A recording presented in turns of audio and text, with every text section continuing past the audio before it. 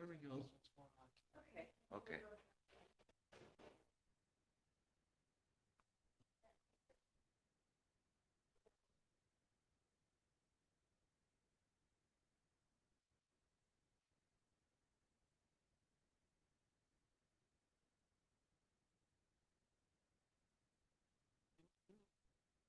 You turn it up. There's a little bit of sound.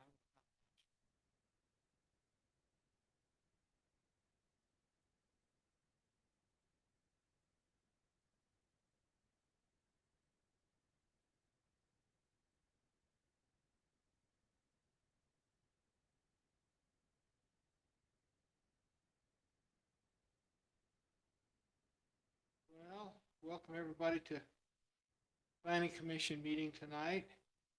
It's April 16, 2025, 7:03. We'll start our public hearing having to do with a amendment to our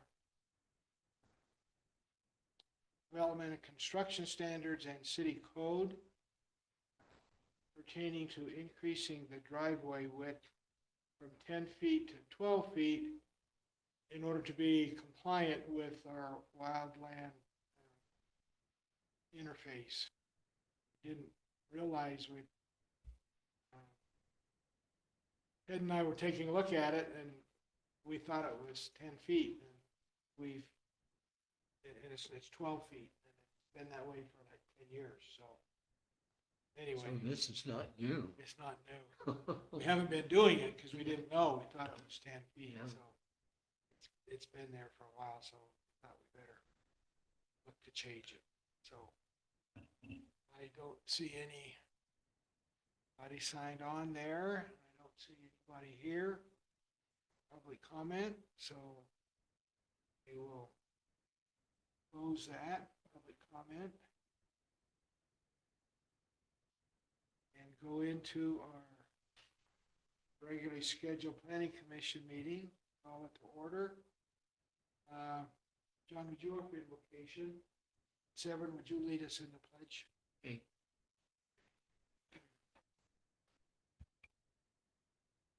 Stand up for the pledge. Our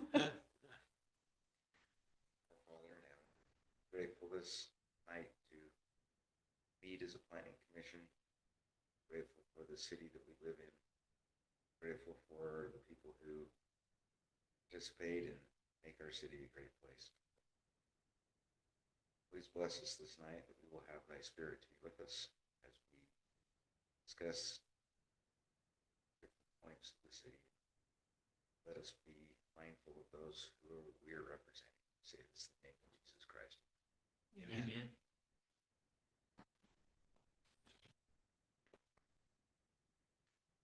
I pledge allegiance to the flag of the United States of America and to the republic for which it stands, one nation, under God, indivisible, with liberty and justice for all.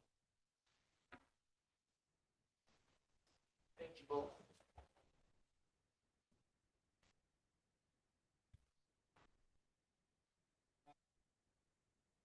Any public comment? Doesn't appear to be any. We'll go into our regular business. I mentioned present our commissioners, Lauren Thomas, John Stout, Severin Johnson, Larry Henry, myself, Wade Franson. We've got a quorum. First item, number 9 on the business discussion agenda is approval of the March 19, 2025 Planning Commission minutes. I sent them out a week or so maybe ago to everybody. I didn't get any feedback where changes were needed. So I'll take a motion. Somebody wants to make one to approve those. I'll make a motion to approve the March 19th, 2025 Planning Commission meeting minutes. Okay, I'll second. second, Larry. Any further discussion about them? All in favor? Aye. Any opposed? Okay, let's go to the topic of public hearing. I mentioned, Larry, you didn't hear the background on that. Ted and I were looking through some of our ordinances and we ran across the driveway width ordinance in our wildland interface. And it said that it's 12 feet. All along, we've been using 10 feet. So not realizing it was out of compliance. So So how is wildland interface defined? it's a whole bunch of regulations that the city has adopted. And it's in, I think, our Title IV in our ordinances. And there's generally, it's big, but it's generally, the city adopts the wildland interface standards and requirements, that kind of. So not all cities would need to adopt that. then. That's correct. Our city decided to do that because of where we live up here. Okay, So back years ago, it was an option to not do it. And that's the one that really says no fires. So there are a lot of parts to it and all bundled together under that particular guidelines, I guess, okay. for that. With that interface, aren't we better able to get grants or sorts of things related to that or not? It's supposed to have a positive effect on home insurance. Oh. I don't know how much it does, but that's, if a insurance company knows that we're under that, then those are standards and requirements that are good or by way of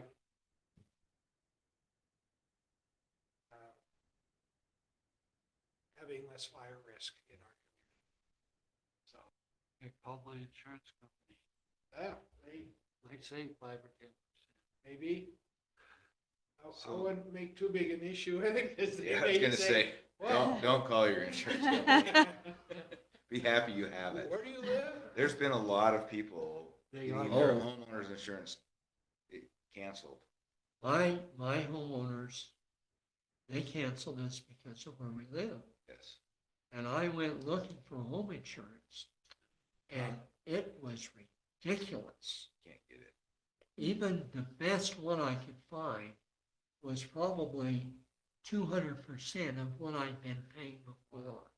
And some of them were a lot more than that, just because of where we live. Yeah, So one thing that I've been looking into a little bit with that, and this really doesn't have much to do with this, but it's the amount of days that we have as extreme fire. Oh, It's that we post. And that's hurting our insurance costs. It could be one of the reasons why. And so instead of posting each day what it really is, the humidity, the dew points, all that stuff, temperatures, we post from a date to a date, which gives us many, like, I don't know how many days exactly it is, of extreme fire hazard in our city. And so that could be changing already. I was actually going to talk to Ted about yeah. maybe being able to change that so it shows, because like right now, our fire danger is very low, but I don't know if we're in a high fire time period. So that's something we have to think about. yeah, talk to Ted Because about people that. are up in arms about getting their insurance. We've been lucky so far, but So knock on wood. categories go to high and then extreme. Is that correct? Yeah. Sounds right. It changes every day. Those If moderate- you look at the national, so I got on, you look at the Forest Service, the Forest Service posts it every day. It's different every day. And they'll tell you, because if you go to a camping site, they'll say the fire danger is this day. And So, but we don't do that.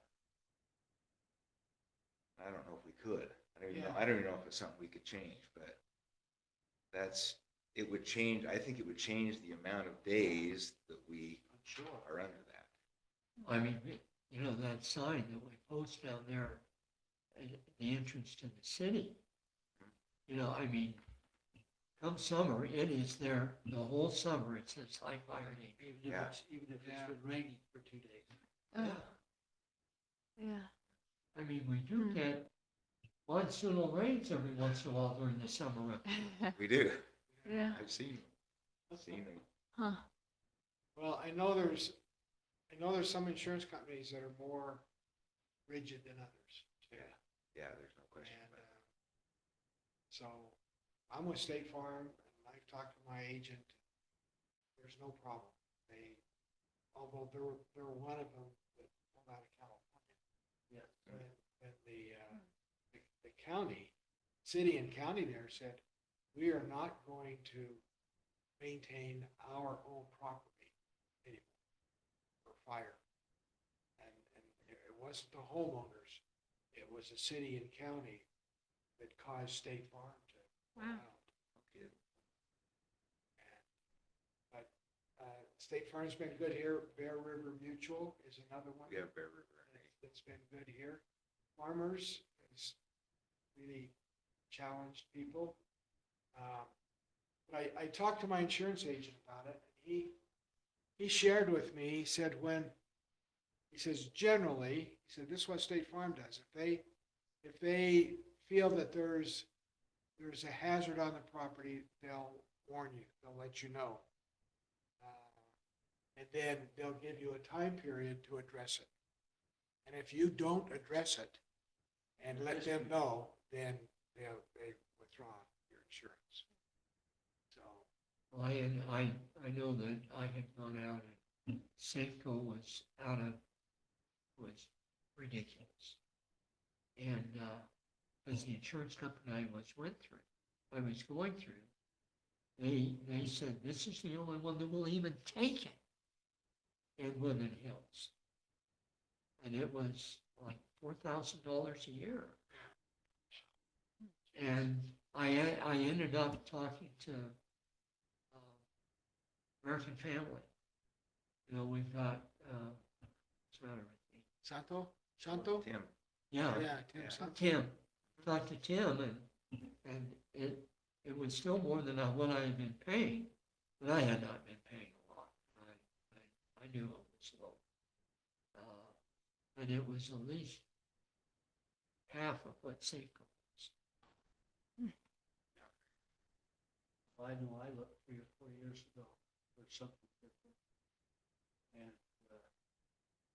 several of them said, oh, you live in Woodland Hills. Sure. Just flat out.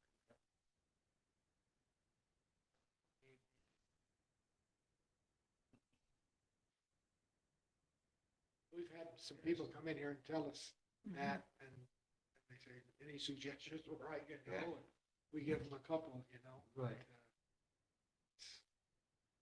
We have the same issue, we've had the same issue, and even more so up at Schofield, where our cabin is up there. Insurance that company, thing's really high. because we don't have a fire. Right. Oh. Right. Or So- sprinklers, right?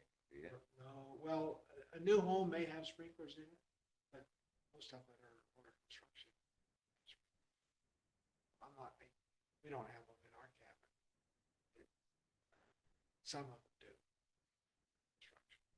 Because the county has that. So does Schofield have culinary water, or do you have to do a well? We have a well in our HOA. And Schofield Town has a well also. That's what most of we're fortunate because we've got springs also, so we have both springs as well. But most of the HOAs up there have wells that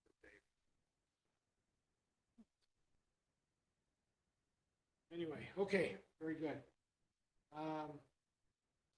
Next item is, the item 11. Well, let's take a vote on the ordinance change to change the width from 10 feet to 12 feet. Of course, everybody who's 10 feet is all grandfathered in. This new construction that will be required to have 12 foot. I move that we adopt the change to City Code 542C to read 12 feet instead of 10 feet. And the one above that, the development and construction standards. Oh, yeah, So both of them. and the development construction is 2.3.16 to change from 10 feet to 12. Wow. Is there a second? I'll second it. Any further discussion? You don't need to do the number 3 and 4? Oh, yeah, I guess, yeah. Can you include that in your motion too, Severin? It's the number of lanes down there that we're changing with the minimum width. On So number we need 3. to also That's move all. to amend table in City Code Title 10.16.9 with the driveway demanding on the number of lanes. And also amending City Code 10.11.8.8.3 to have a minimum width of 12 feet. I'll second. Is that your second? Yeah. All in favor? Aye. Any opposed?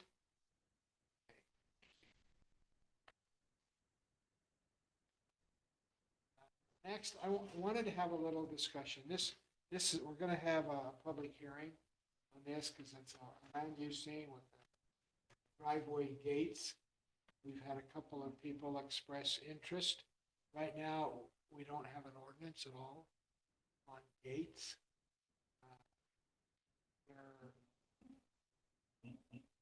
There's been a loose interpretation of one of our ordinances that says the driveway unobstructed. The driveway has to be unobstructed. So in the past, we've kind of looked at gates as being an obstruction. So we haven't allowed them on that basis, but it's pretty thin. And so we need to decide, are we going to allow gates?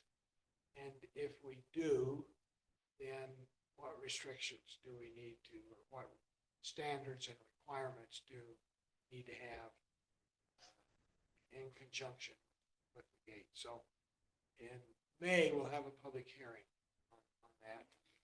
Take a vote on it, and I'll go to city council. And I have no idea how the city council gates. When I read that, it looks like it has to be an electric gate.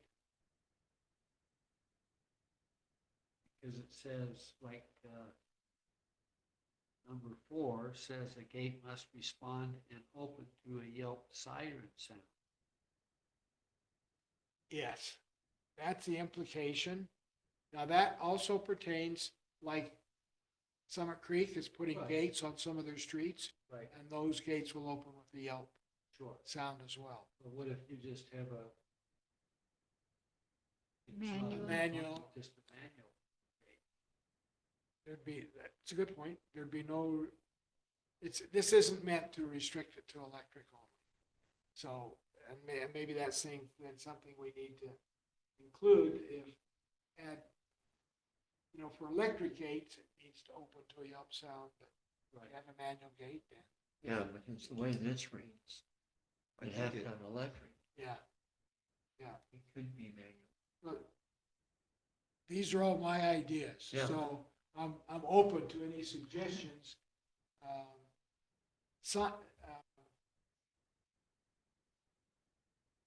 Simon mentioned, he was concerned that maybe it was a little too heavy-handed to charge somebody a fine if, when they went around and their gate didn't work. And I think if you look at that, is it number 6. 6? You look at that, it says may. So it's not a requirement, but it's a may issue. Now, if you think that's too strong, I'm open to removing that. My thoughts in putting that in was it puts the people on notice that they need to keep that in good repair all the time. And these testing that the city would do, going out with an ambulance or fire engine, is going to be random. And so and that was my idea with thinking that if there was a possible fine that would be imposed, people would be more inclined to make it functioning all the time. I guess the concern I have about that is that a homeowner doesn't have a Yelp siren. So how can they test whether or not their gate is functioning correctly? I know how.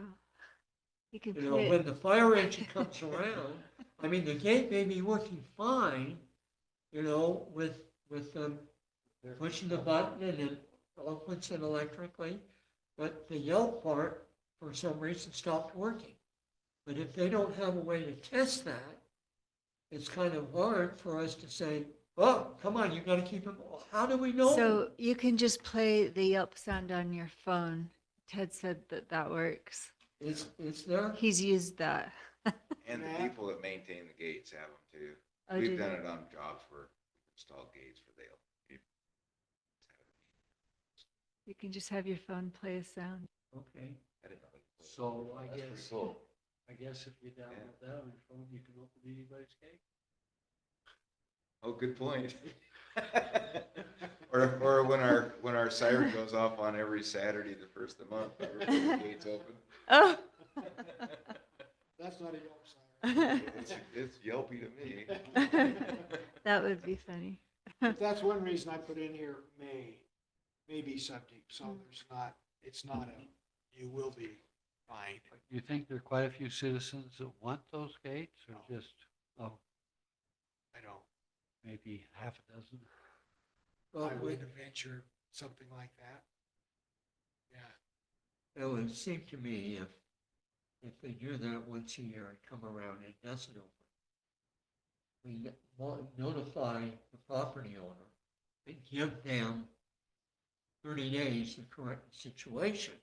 And then if they don't do it, fine them, then could find Yeah. out. you know. That's fair. I don't think the amount's really the issue. It's just letting them know that it's gonna be something. Is there anywhere in there that talks about battery backup or a secondary power source No? to open it? Because if the power's out and They do they get an have to- emergency call, And one area is in here that the gate has to be designed such that if power goes out, the gate opens. Yeah, it's Okay, number so seven. Automatically so it stays does open. need battery backup or some sort of, So you'd want to specify that for the electric gates. Yes. needs a dual Make that source of power. distinction.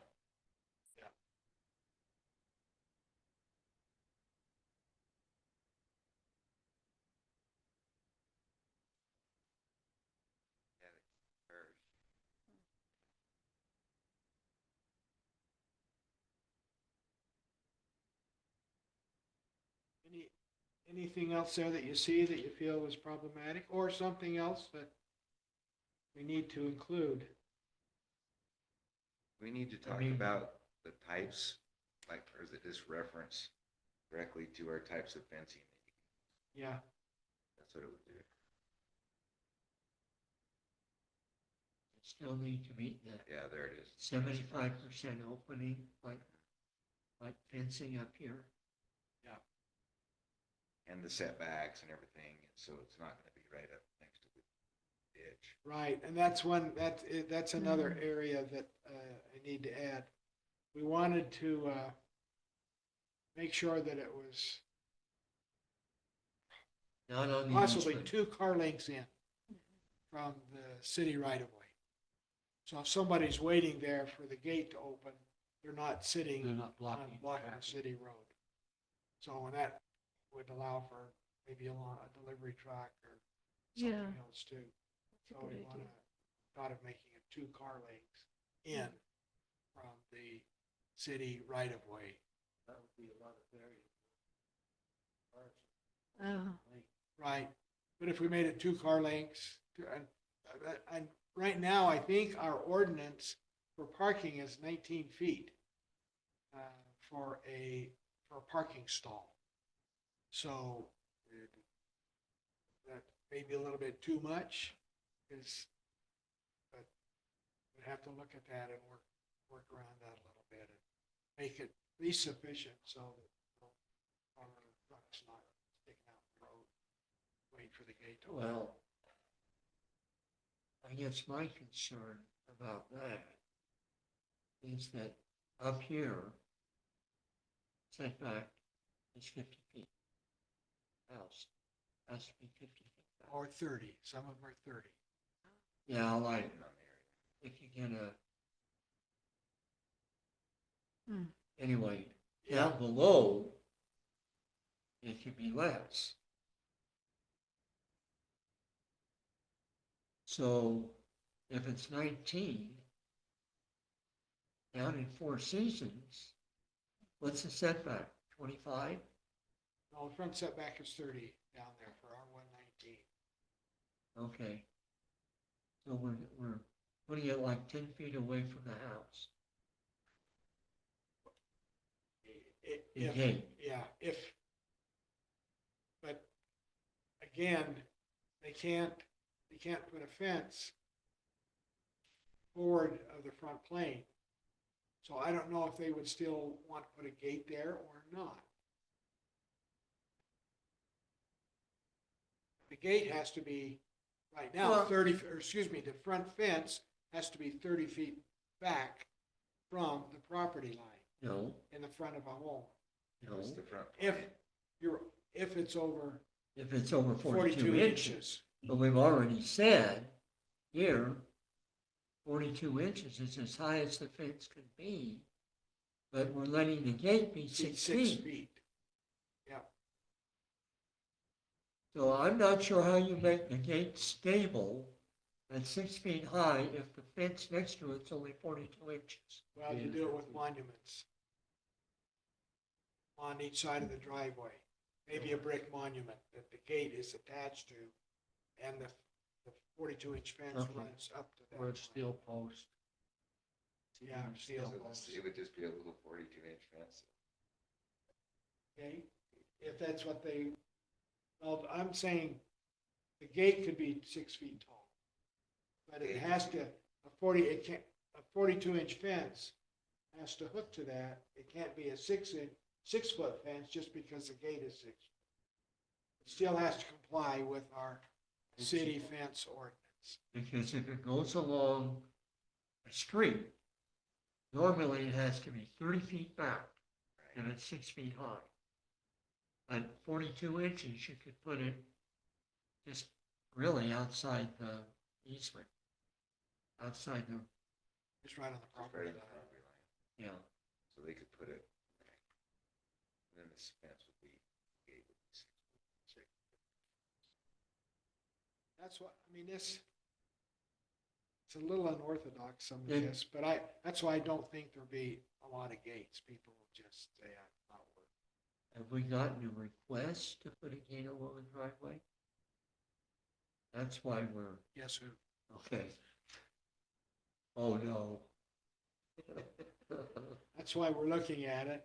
And others, we have a few gates in the city too already. I mean, he's still got his 6-foot poles up. That's being worked on. Is he gonna cut it down or move it back? And it's leaning that way, cutting it down 42 inches. Okay. Your neighbor.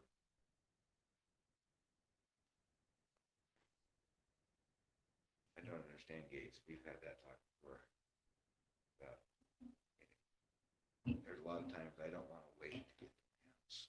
If I'm waiting for a gate, I'm gonna run over it before I get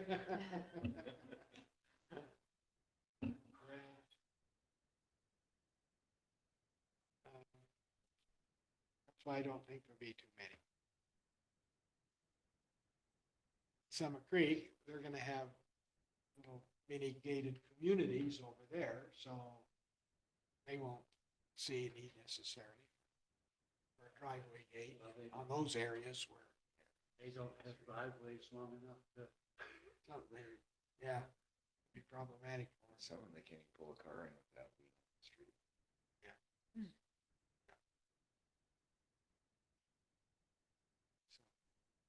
Anything, any others that you see that maybe need to, and we'll see what happens with the public hearing and our discussion further and council discussion. Like I say, they may say, we're against gates, we don't want them. No gates. I think this is a pretty good template to start with. Okay. Yeah. Very good. We'll see where it goes. Thank you for your input, comments. There.